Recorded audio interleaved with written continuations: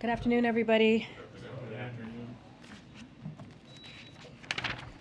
Okay, today, as you saw during his meeting with CEOs and labor leaders to discuss the importance of passing the CHIPS Act, the president is doing quite well and continues to be engaged in the important work in front of him. You might have heard a little hoarseness in his voice, which Dr. O'Connor mentioned is one of the few residual symptoms remaining, but I can tell you he was excited to discuss the issue and was also excited to take some questions from you guys today. As you know, Dr. O'Connor provided another update on President Biden's health, indicating that he is doing quite well, which you were able to see for yourself just now. And he continues to respond well to Paxlovid after his 4th day of treatment last night. As we have said, almost everyone is going to get COVID, and because of the hard work we have done since day one, turning around the disjointed COVID response we inherited, we have the tools to ensure that people can go about their daily life and work. The president is fully vaccinated, twice boosted, and is taking Paxlovid. His current health speaks to how Americans should avail themselves of boosters and treatments.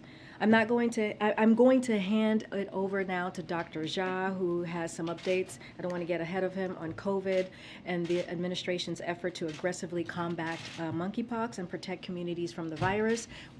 He's gonna have an opening. We're gonna keep him from 15, 20 minutes to take your questions, and then I know there are other topics that you all want to touch on, and then we'll continue with the briefing. All right, go ahead, Dr. Jha. Thank you. All right, good afternoon, everybody.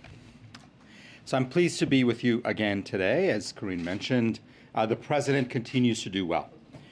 He was feeling good this weekend. He continues to improve. And before I open up to questions, and again, you all had a chance to see him, many of you had a chance to ask him questions, I want to give you an update on both COVID-19 and monkeypox. So let's talk a little bit about COVID. I want to start by emphasizing the importance of staying up to date on COVID-19 vaccinations as we face BA.5.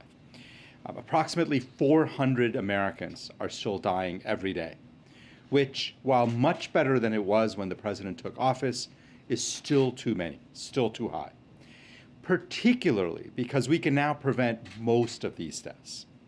Our existing vaccines continue to provide robust protection against serious illness, hospitalizations, and deaths. And because protection wanes over time, it is crucial for people to get a booster to stay up to date.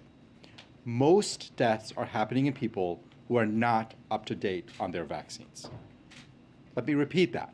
Most deaths are happening in people who are not up to date with their vaccines. And it is critical that people get out and get vaccinated. As I have said this, and as I've said before, and I will say again, if you're over 50 or moderately or severely immunocompromised, but if you're over 50 and haven't gotten a vaccine this year in the year 2022, you should get one right away. I would not wait. Now, looking ahead, we know this virus is constantly evolving, and we can't be complacent. And we are in the much better situation that we are in today because we have been aggressive and forward-leaning in our approach, and we will continue doing that. And to that end, tomorrow, we will be hosting the White House Summit on the future of COVID-19 vaccines. There's a lot of work happening inside the US government and in private industry on the true next generation of COVID-19 vaccines. And the summit will feature some of the cutting edge work being done by US government scientists, scientists in the private sector, companies, American companies who are working on these issues. This summit is an opportunity to bring people together to showcase the science that is already happening, to highlight the work of this administration and what it is doing to bring about these advances for the American people. Now, I want to take a few minutes to talk about monkeypox because this is, I know, also has been on people's minds. And we all saw over the weekend that the World Health Organization declared a public health emergency of international concern. So let me give you a quick update. The declaration by Dr. Tedros of the FIC, the Public Health Emergency of International Concern, was a call to action to the world community to stop the spread of this virus. The international community must work together to protect individuals that have been impacted by monkeypox and those most at risk of contracting the virus. WHO's declaration will allow the United States and other partners to better collaborate, to share data, and to get critical information out to high-risk communities. Here at home, since the earliest days of this outbreak in the US in mid-May, the Biden administration has deployed a robust, comprehensive strategy to combat monkeypox. Our strategy has 4 key pillars, and I want to go through them. First is to dramatically scale up procurement, production, and distribution of vaccines. Second is to significantly expand access to testing. Third is to significantly expand access to treatments. And fourth is outreach to communities most affected by the virus. We have been working around the clock to ramp up our response and to make important progress in short order. To date, we have distributed more than 300,000 vaccines to jurisdictions around the country. We have procured more vaccines than any other country in the world, probably more than every other country in the world combined. FDA is working quickly to finalize the approval of nearly 800,000 additional doses, and we are getting ready to ship these doses to jurisdictions once FDA has finally approved them. We have 1.3 million doses of TPOXX, the treatment for smallpox that can also be used for monkeypox, in our stockpile. And we are working day and night to make access to that treatment easier for providers around the country. When the first case of monkeypox was confirmed in the United States, we had the capacity to do 6,000 tests per week, much higher than demand. But we knew that testing at the time wasn't as convenient for providers as it needed to be. So the CDC immediately started working with 5 of the biggest commercial labs to get monkeypox testing going online, so doctors can use their existing partnerships with commercial labs. Today, because of that work, there is capacity to do 80,000 tests per week. And we are continuing to do extensive outreach to providers to make testing easier. Finally, we've been working on the ground with communities, health partners, members of the LGBT community and others to ensure that we are getting out good information, that we are addressing concerns that they have, we are listening to their concerns. And finally, we want to make sure that all Americans understand that we are continuing to take this virus seriously. We're going to continue working on increasing access to testing, vaccines, and treatments, and making sure that Americans understand what risks and challenges this virus faces and what the administration is doing to respond to it. All right, let me finally finish up by saying you've heard a lot of talk this weekend from the Department of Health and Human Services about what it is planning to do. You heard Secretary Becerra today talk about the importance of this virus and the government's response.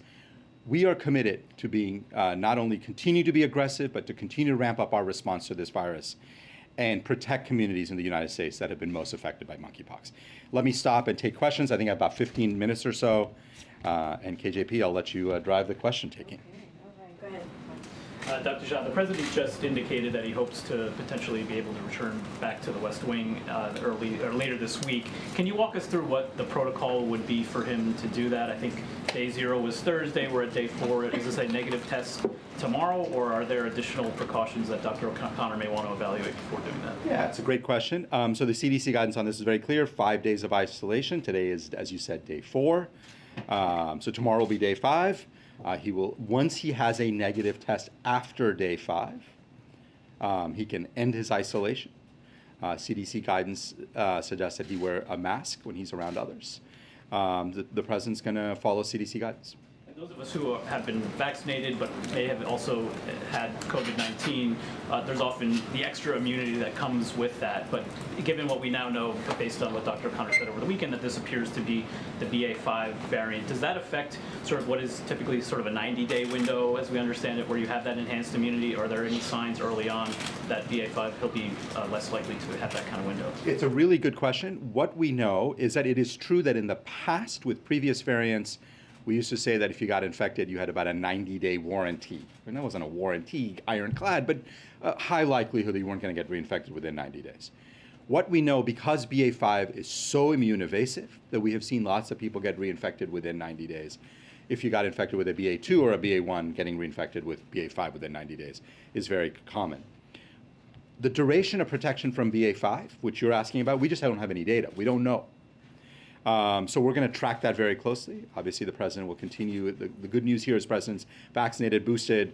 We will continue to kind of make sure that he is up to date on his vaccines as time goes on. But we don't have any data that I know of on duration of protection after a BA.5 infection. CDC guidance is also not to travel for 10 days. Does that mean the president won't travel until those 10 days are up? I don't know the details of the president's schedule. What I will say is that the president plans to follow the CDC guidelines as we have. And right now, we're focused on making sure that obviously the president is isolated and he will not leave isolation. His test is negative. Plans to see him in person before his 5th day is up, to treat him in person? Do I personally? No, I've been speaking to the president on a regular basis, sometimes on phone, sometimes by FaceTime. Dr. O'Connor sees him. Obviously, we want to limit the number of contacts, right? And so to protect others. And so the footprint around the president has been small and really limited to the most essential people who need to see him. Thank you, Dr. Jean. What is the window that you'll be watching to see if there is potential for relapse, given the president has taken Paxlovid and we have seen that happening with other people? Yeah, it's a really good question. Rebound, again, I think I brought this up last week. The clinical data suggests that between 5 and 8% of people have rebound. And that happens sometimes as early as 3 or 4 days, sometimes can be a little longer. Obviously the president is monitored on an ongoing basis. He's around people. He has a personal physician who sees him on a regular basis. So we will continue monitoring I was going to say the patient, which is true, but the president on an ongoing basis. And one question on monkeypox. Given the limited testing early on, how many more cases do you think there actually are right now in the United States than what we know about? Yeah, so I would say, first of all, in terms of testing, we had 6,000 tests available per week. It works out to about 800-900 tests a day. I don't think testing capacity has been a major limitation. One of the challenges has been that a lot of providers have found it difficult to actually order the tests. That's one of the reasons we brought in the national labs, because physicians are very comfortable using national labs.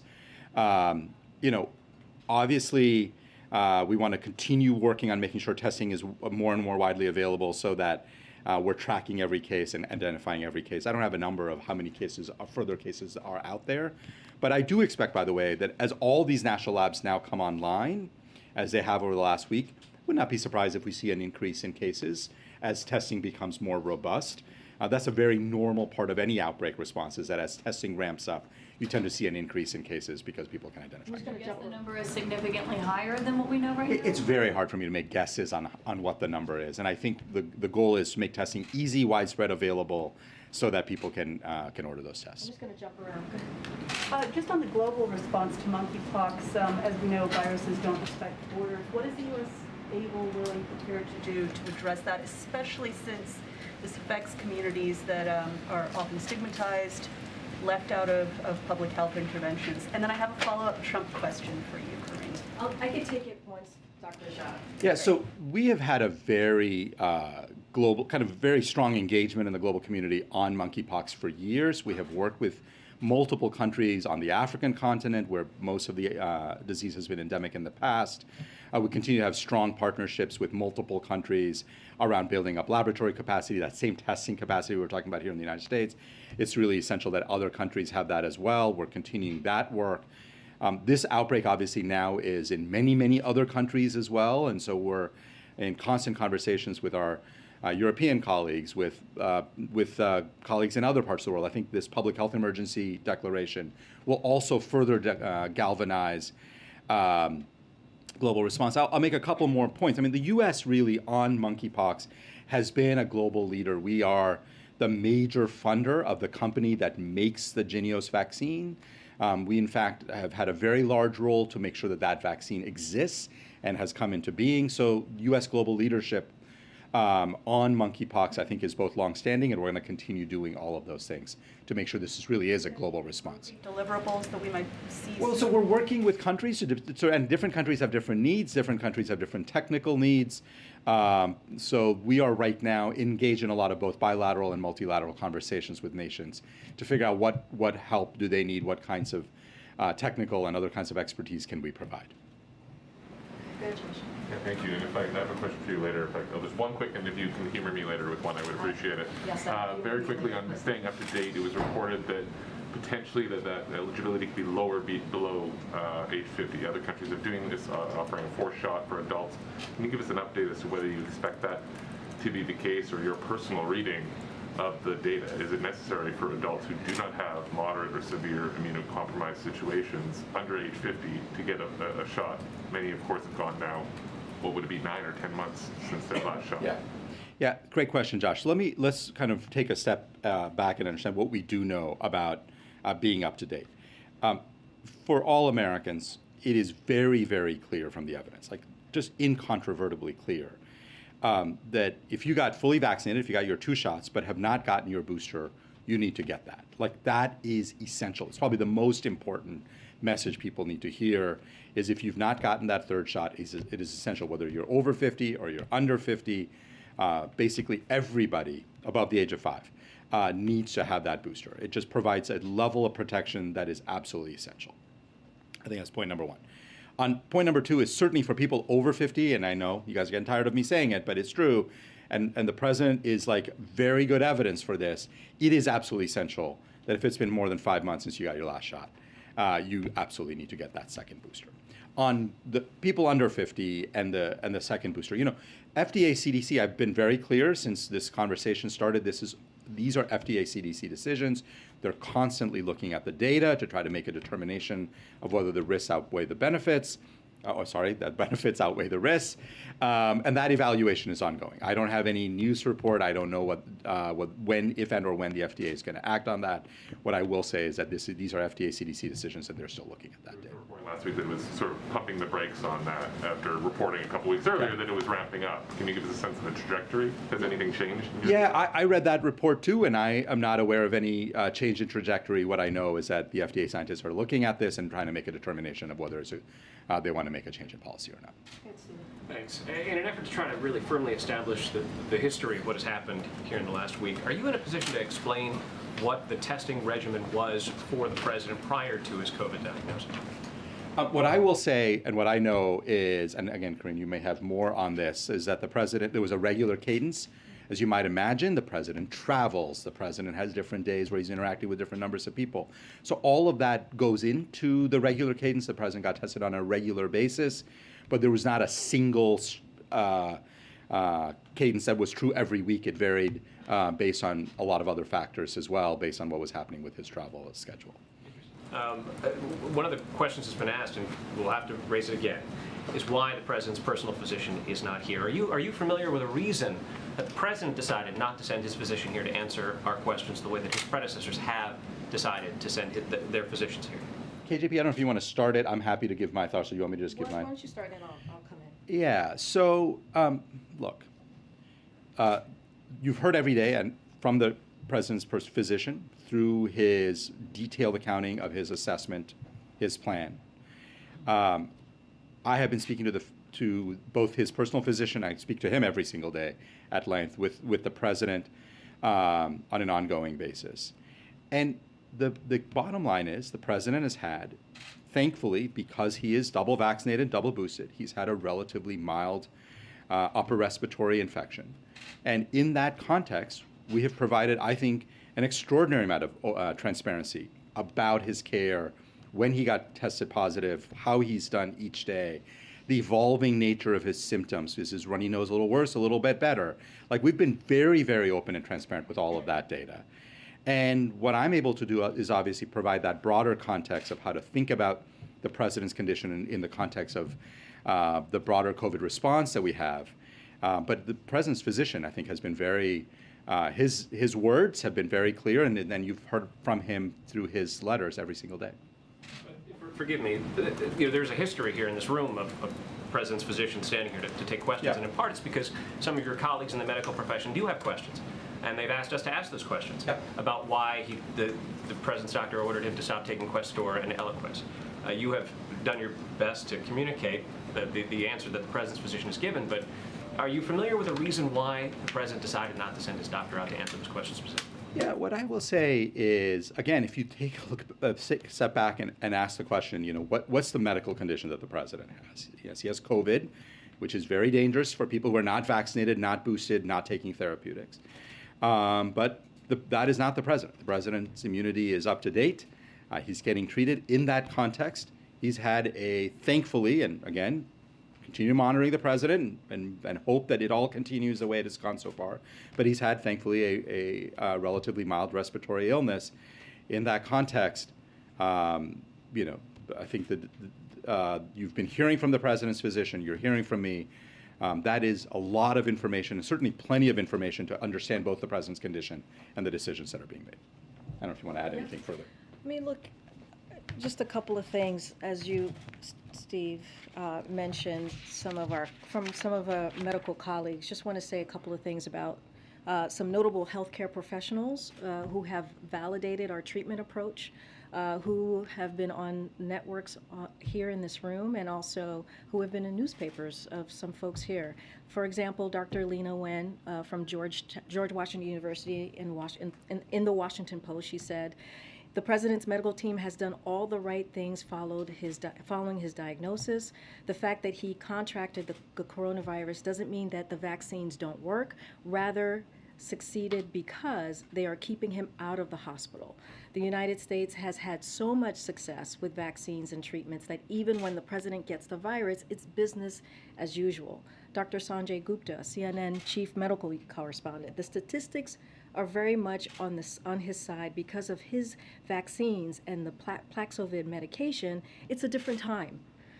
When President Trump got COVID, there was no vaccine at that point. So this is an example of how effective the vaccines are, just if you compare those two situations. And the reason why I read those two is because we have seen from his doctor that he's had very mild symptoms, that right now he's almost completely resolved, and he has been able to do the work of the American people. And so if you go back to on Thursday, when we learned he was positive, we put out a statement. I put out a statement. Then we had a letter from the doctor, and then we kept our commitment on making sure you heard from the doctor himself. Look, we are in a different place. This is not 21, 22 months ago. This is not even a year and a half ago. And so we've been here almost every day since, not every day since, every work day since, for about an hour, fielding your questions, taking your questions. Your colleagues were able, one of your colleagues right there, was able to ask the president a question, and he answered it directly. That event that he did lasted about an hour. So you've had eyes on him, you've asked questions, you've heard from us, and we're going to continue to give that information as well. There's one last thing, and that's it for me. Did you foresee a circumstance, Karine, where the person who treats the commander-in-chief of the armed forces will never or will ever come to this podium? No, that's not what I'm saying. What I'm saying is that we're in a different place with COVID. Right? We are able to do the business, he's able to do the business of the American people, and not just him. Other Americans as well, because there are vaccines that are free, because there are boosters that are free, because there's Paxlovid, which is an antiviral medication that has helped him really take to the treatment well, really recover very well. You saw him again for your very own eyes. You saw him give a speech at Noble that we just played for all of you, which is why we were a little bit behind in starting this, and also during his CHIPS event. And so that's not what I'm saying. I'm saying that we are just in a different time with COVID. Thanks, Karine. Just to go back to some of the Paxlovid rebound questions. Once the president does test negative at some point in the next coming days, how often then will he be tested to determine he stays negative and that there isn't the rebound? What would that testing cadence look like? It's a good question. So as you know, he may remain PCR positive for a long time. We don't use PCR testing in people who, everybody who recovers. So we don't use PCR testing. But in terms of the regular cadence of his antigen testing, that is not something that I don't know what the cadence will be, and that's something that's going to be decided between him and his physician. And you mentioned the 90-day warranty that, in previous rounds of COVID and variants people had, and that this one, there's no data because we don't know it yet. But, the president, when he does then test negative, what would your recommendation be in terms of what his protocols would be when he goes back to events, when he goes back to engaging with people in the public? Do you have to go back to assuming that he could get it very soon after this? What would the level of caution have to be for the president given this particular variant and the transmission of it right now? Yeah, so there's a lot of hypotheticals here. Let me just say what we know. I mean, the expectation is that while BA.5 is dominant, anybody who's had a BA.5 infection should have a relatively high degree of protection against further BA.5 infections. That's, I think, a reasonable assumption, but there's not a lot of data on that, so we're obviously going to continue collecting that data. This is a president who has been very clear that he wants to be out among the American people, spending time with people, meeting with people, interacting with people. Once he is cleared and is testing negative, I'm assuming that he will go back to some version of that, as you saw, even while he was infected and still is, I guess, but potentially contagious. He continued working, and I expect him to have a schedule that he goes back to, a cadence where he's again interacting with people. But the details will obviously vary based on kind of how things go in the days and weeks ahead. Yeah, thank you. Related question, should we expect a scaled back schedule from the president once he tests negative and is in person again, or is it, back to normal very quickly? Like what should we look for in the coming days after he does test negative and returns in person?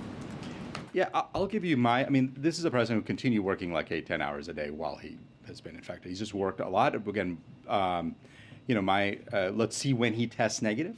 My assumption is that he will continue doing well. Obviously, we're going to continue monitoring him and making sure that does happen. And based on all of that, I think we'll see but he's got a long agenda. He's got a lot of work he wants to be doing for the American people. And so I think there'll be, some negotiation around.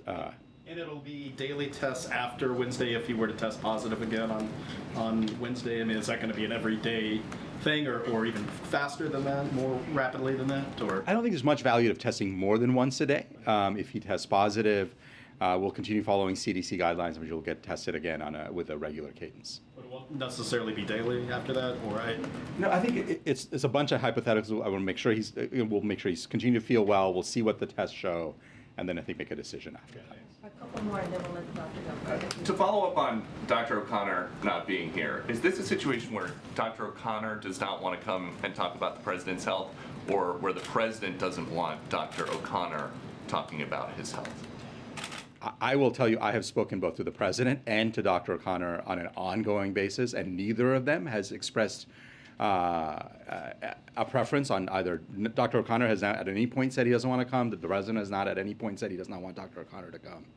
So I would say neither of those is correct. Okay, and you said again today that the president is following the CDC guidelines very strictly. It seems like there are people in the residence taking his photo with no mask on. I was looking at the guidance for COVID positive people. I don't see any carve-outs for something like that. So is he really following the CDC guidelines? Yeah, so so a couple of things. What's really important to anybody who's interacted with the president, and it's been a much smaller footprint, has been socially distanced as much as possible. They've all been wearing N95s, and whenever possible, we've done this we've done this outside with windows open. But isn't the guidance for the person with COVID to be wearing an N95 when there are people around as well?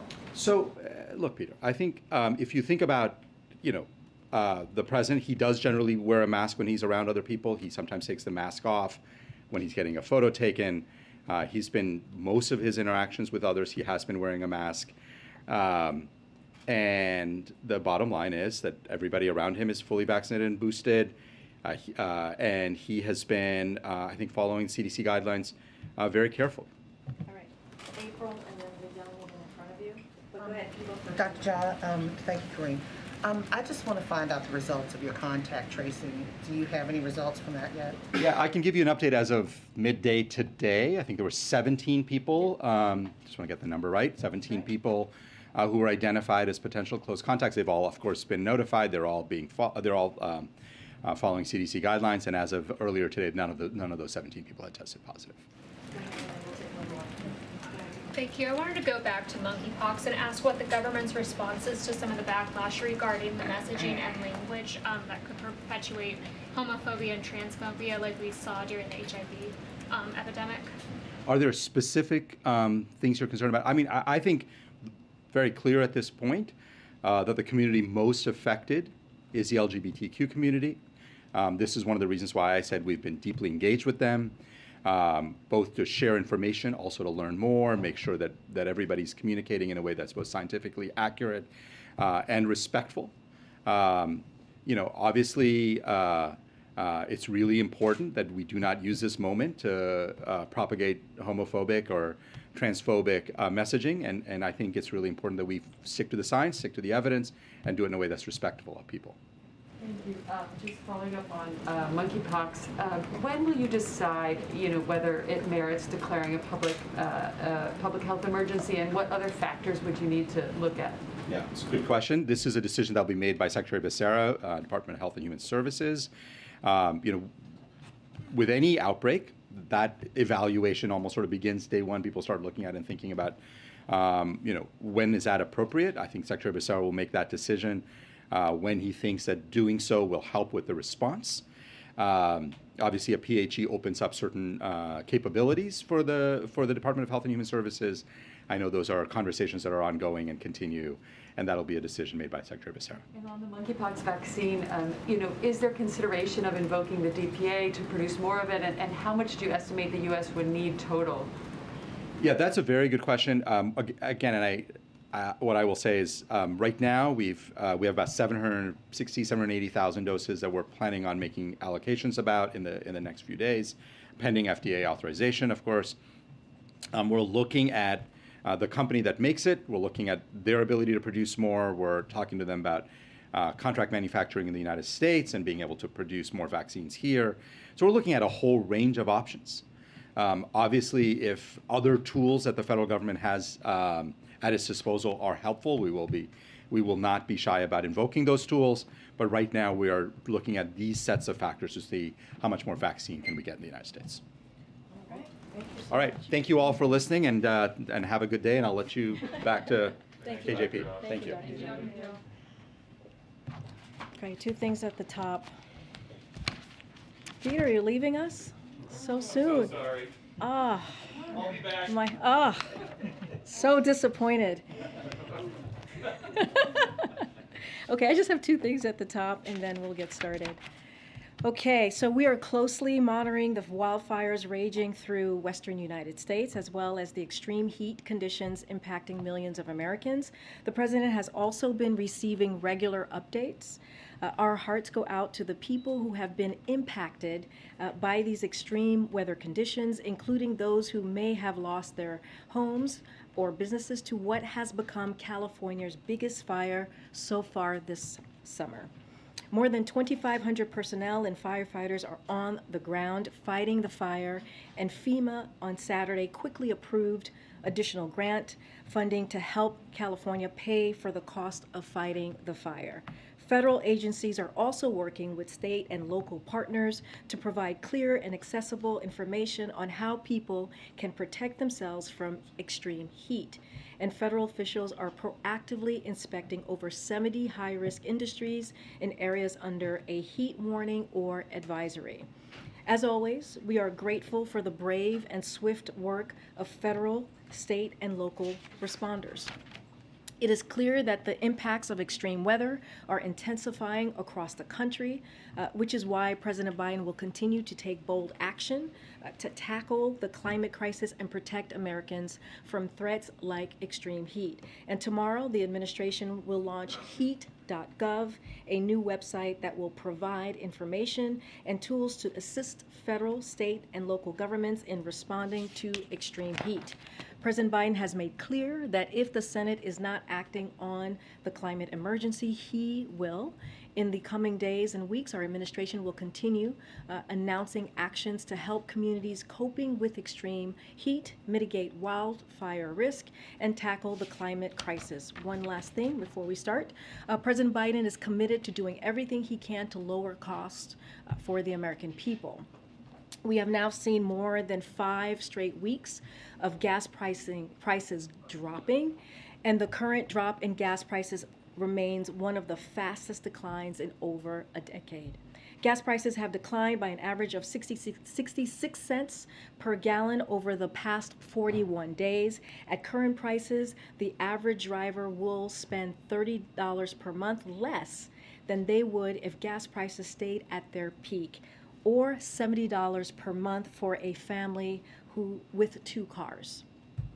And according to an industry analyst, the most common price at gas stations across the country is now $3.99 per gallon, with around 40,000 gas stations across more than 36 states now offering gas at $39.99 per gallon or less.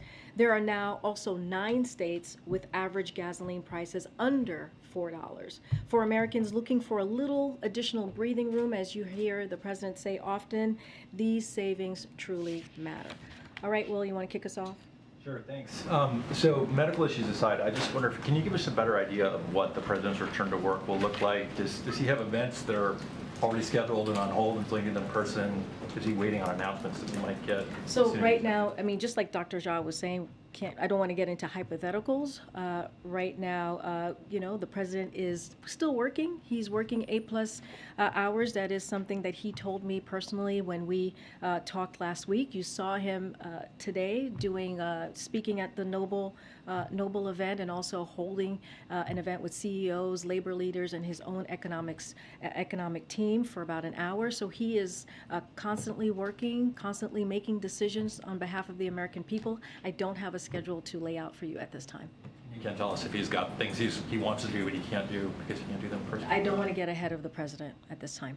Okay, I have one more on another topic. On Speaker Pelosi and her possible trip to Taiwan, I wonder if the president or anyone at the White House has expressed concerns about that possible trip, and also if the White House has any comment about Republicans who have basically said that they support such a trip because it would be the example of the U.S. standing up to China. So I'll say 2 things. We haven't seen that the speaker has announced any travel, so I don't want to get ahead of her own announcement or her own schedule. I'll say this: the administration routinely provides members of Congress with information and context for potential travel, including geopolitical and security considerations. Members of Congress will make their own decisions. I'm not going to get ahead of an announcement or a schedule or her own schedule. Okay. The president said today that we're not going to be in a recession. Why is he so confident of that? So if you look at the economic indicators, as the president was laying out, if you look at the labor market, right now we are seeing historic unemployment. If you look at low unemployment at 3.6, if you look at the average amount of jobs that have been created, it's about 400 per month. Those indicators do not show that we are in a recession or even a pre-recession. There is the NBER, the National Bureau of Economic Research, that actually I've talked about before, and they look at a broad range of data in deciding whether or not there is a recession. And most of the data that they look at right now continues to be strong. Those pieces that I just mentioned. If you look at consumers and how they're spending, if you look at what businesses and their households are investing, you can continue to see resilience, and it's consistent with a recession. And even if you look at the state unemployment numbers that we saw last week in 21 states, we saw that unemployment numbers was at 3% or below.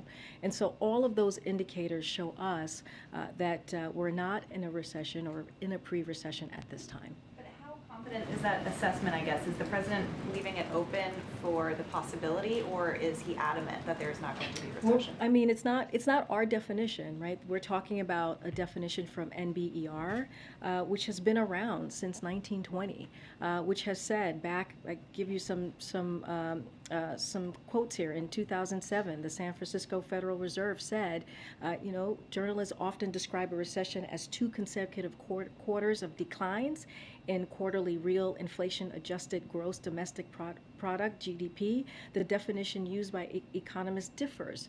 And so, again, NBER, they decide what the definition is.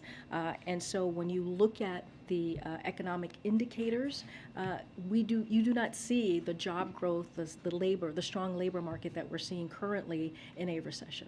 And then, are there any plans to discuss with the president's doctor coming out to brief the press, if not on COVID, on his general health conditions, or in other words, under what circumstances would he come out and talk to the press? Well, we put out back in November a comprehensive examination that was done by a panel of doctors, and we put that out.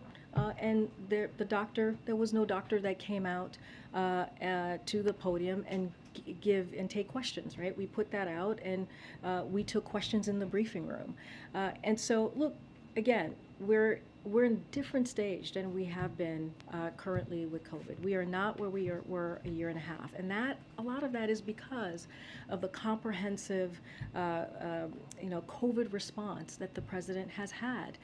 The fact that he's able to be fully vaccinated and double boosted, and not just him. We're talking about Americans across the country, and we are encouraging. We see this moment as a teachable moment, as a moment to really let folks know, if you haven't gotten vaccinated, the time is now. If you haven't gotten that first or even second booster, the time is now to do that, so you can have that extra protection.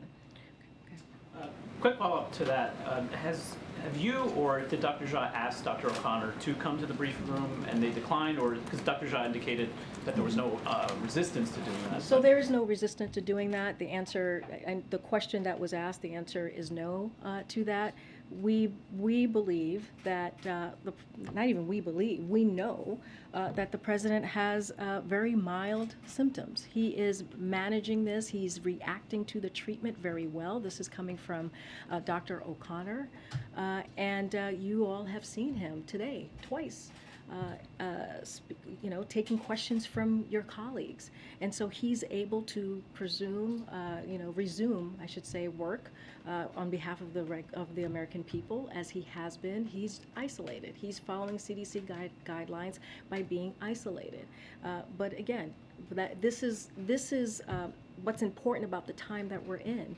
We're able to have the treatment, we're able to have the boosters, have the vaccine, so that people can continue to do the work. We should be thrilled. We should be thrilled that our president is doing well and is responding well to the treatment and has very mild symptoms, or is at a point where his symptoms are pretty much resolved, as the president has said. I wanted to ask about the president's comments in this address to a noble. He refers to his predecessor watching the events of January 6th unfold from the private dining room, saying he didn't have the courage to act. I wonder, this is the most specific and the most forceful we've heard President Biden speak about his predecessor's conduct on January 6th, and I wonder if this is an indication of a change in posture. Would the president be bringing this kind of contrast more to the fore in the coming months? So the president has been, in the past several months, has said that the former president bears responsibility on the insurrection.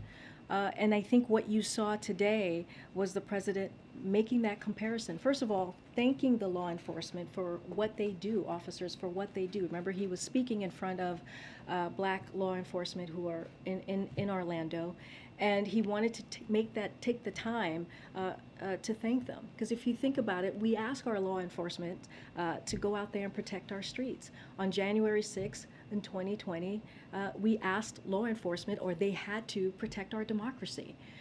And so, the former president had a choice to make. The choice was, do you stand on the side of our law enforcement, or do you stand on the side of the mob? And we know his actions speak for himself.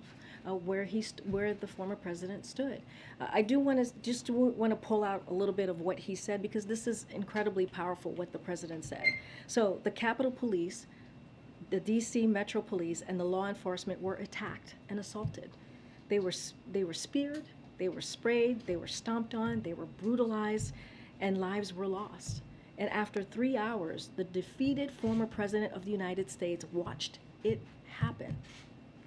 As he sat in the comfort of his private dining room next to the Oval Office, brave law enforcement were subjected to medieval hell for 3 hours.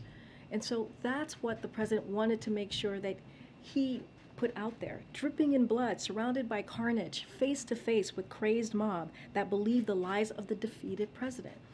So the former president bears responsibility for that. And also in the speech, I want to add is that you heard the president also make a contrast with the 2 senators in Florida. You know, we talk about, you hear politicians talk about how they're on the side of law enforcement officers. But then you have these 2 senators in Florida who do the complete opposite of that. And a lot of that, if you look at the American Rescue Plan, which no Republican voted for, it had $350 billion to go to states to really help states with public safety. And so that's the contrast the president wanted to make, and he wanted to make sure he did that in front of the law enforcement officers who were there. Some of the details he's drawing upon there echo what we have heard in the January 6th committee's hearings. Has the president also had any sort of briefings from Justice Department officials about the state of any investigations they might be undertaking? So, as we've said many times here, as the president has said, the Department of Justice is an independent agency, especially as it comes to legal decisions and issues. So he leaves that on the Department of Justice. That's not something that we're going to comment. Again, they are independent when it comes to legal matters, and we leave that to them. President Trump.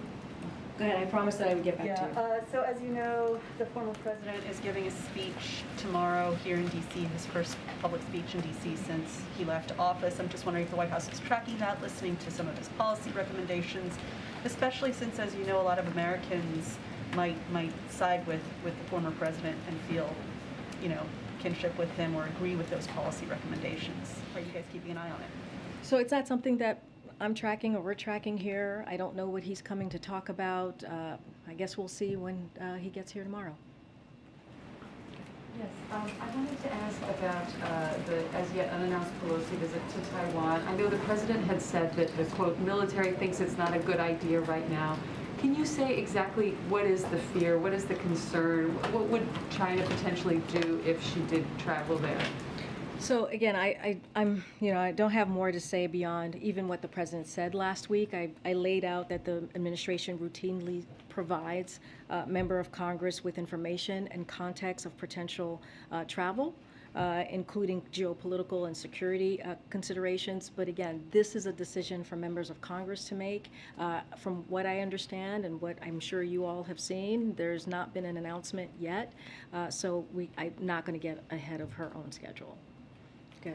Karine, 2 questions. One, just following up on what you said about the National Bureau of Economic Research. They also did not declare it a recession in 2008 until December. That's 12 months after the recession had already been in place in the U.S. economy. But based on what the president said earlier, have his economic advisors told him they also don't think a recession is likely? And what is exactly the White House's definition of a recession? Again, I'm not going to define it from here. I'm just going to leave it to the NBER as we have stated of how they define recession. Okay, so you won't declare it one until they have declared it one. Is that I'm what you're just saying that we're just not going to define it. We use the indicators that the NBER, the National Bureau of Economic Research, have used. We've mentioned that a few times. But going to your question about how sometimes it's late, look, I think the point that we're trying to make here is that we have a strong labor market, which you don't normally see in a recession. That is very uncommon to see that. When you see an average of 400,000 jobs created per month, when you see an unemployment at 3.6, which is historical, that does not define a recession. And so that's what we point you to. That's what we're looking at as how the economy is currently in this moment. And the reason why is because of the work that this president has done, because of the American Rescue Plan and turning back on an economy that was in crisis when he walked in, when 20 million people were collecting unemployment benefit insurance. And now we have historic job creation. And so that is important. And let's not forget about the bipartisan infrastructure law that as well that has helped create jobs. Okay, I just want to be clear though. So we're not going to hear the White House say if there is a recession that there is one until the National Bureau of Economic Research has declared it one? What I'm saying is that the definition, that the technical definition, and Secretary Yellen said this yesterday on Meet the Press, is the National Bureau of Economic Research that looks at a broad range of data in deciding whether or not there is a recession, and most of that data they look at right now continues to be strong. So that's who we look at. I'm not going to get into a hypothetical right now. We don't do that, but we're using that as clearly an indicator, and why, and they lay out how they get to that definition. Okay, and my last one quickly on Taiwan. Does the House Speaker have the President's blessing to go to Taiwan? I'm not, that's another hypothetical, right? I'm not going to get ahead of Speaker Pelosi. This, again, I've laid out how we have, from time to time, given advice on the geopolitical situation, on the national security issues for potential any trip that a member of Congress takes. I don't want to get ahead of her. From what I understand, there has not been a trip announced at this time. Thanks, Karine. Just a quick one on COVID funding. Does the White House want to see Democrats put COVID funding into a reconciliation package?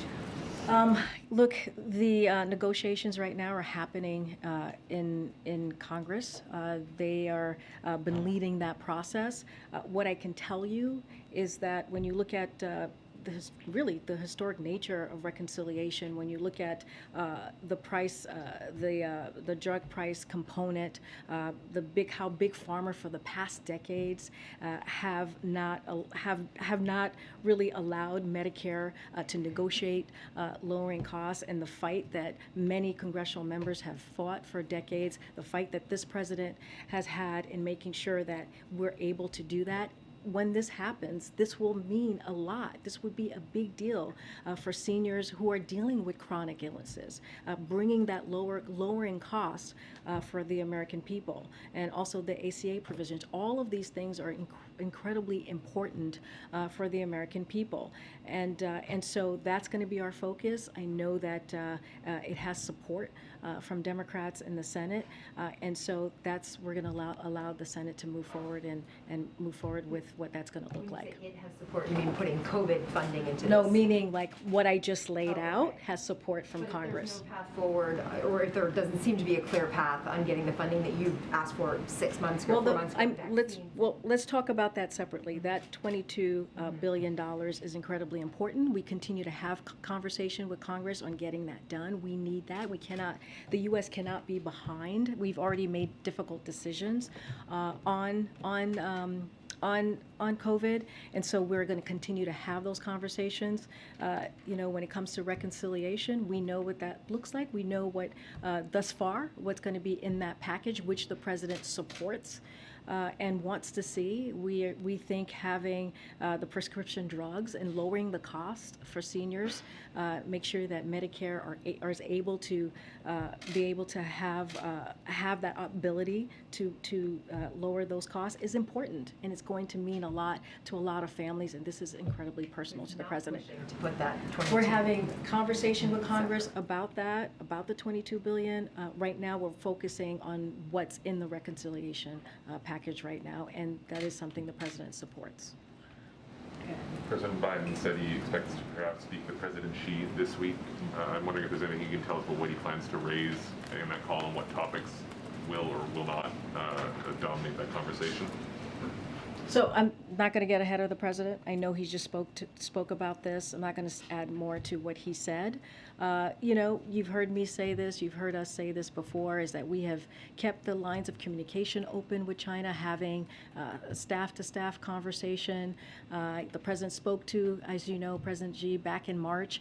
I'm just not going to get ahead of the president or any announcement or confirmation of a call. Do you think tariffs are going to come up or play a role in that? I'm not going to lay out the agenda of what potentially would happen on that call. And just on the recession thing, and not to belabor the point, but you said that journalists use the phrase technical recession. I mean, I've noticed from the last few days from Deutsche Bank, Morgan Stanley, Wells Fargo, Citigroup, and Fitch, all using that phrase. Those aren't, you know, rabble-rousing journalists. And so I'm wondering, is that simply a phrase we won't hear from the White House? So on Thursday, this negative GDP, what will you call that? So a top official, I'll give you one, a top official at Goldman Sachs recently said it would be historically unusual for the labor market to be as strong as it is at present, even at the very onset of a recession. So, you know, what we are seeing, if you look at the indicators, if you look at which one of them is the strong labor market, if you look at where the unemployment is nationally and also in those 21 states that I just laid out, 3% or less, those are historic figures. Those are not what we would call a recession, just according to how it is defined. If you look at consumer spending, if you look at what businesses and households are investing in, you continue to see the resilience, and it is consistent. It is not consistent with a recession, and so that's what the indicators that we are looking at. And I will add, Brian Deese will be in the briefing room tomorrow, so you guys will all have an opportunity to ask these very same questions of him. He is as you all know, our National Economic Council. He's the director of the National Economic Council, so you'll have the opportunity to ask him these very same questions. Thank you. Oh, okay. Well, thank you guys. See you tomorrow. Do you have any reaction to the Russian foreign minister who is on African tour? He was in Egypt yesterday, Congo, Brazzaville today, Uganda tomorrow. Yeah, I'll address that very quickly. So look, the Russian Federation knows its horrific war against Ukraine has caused the majority of the international community to see it as a pariah state. You've heard us say this before. Russia has created a global food crisis by preventing grain exports. Its bombing of the Odessa port is a violation of its own agreements. Foreign Minister Lavrov, as you just stated, is attempting to engage with countries to try to stem the onslaught of outrage against Russia, especially by misrepresenting Russia's role in causing a surge in global food insecurity. I'll see you guys tomorrow. Thank you.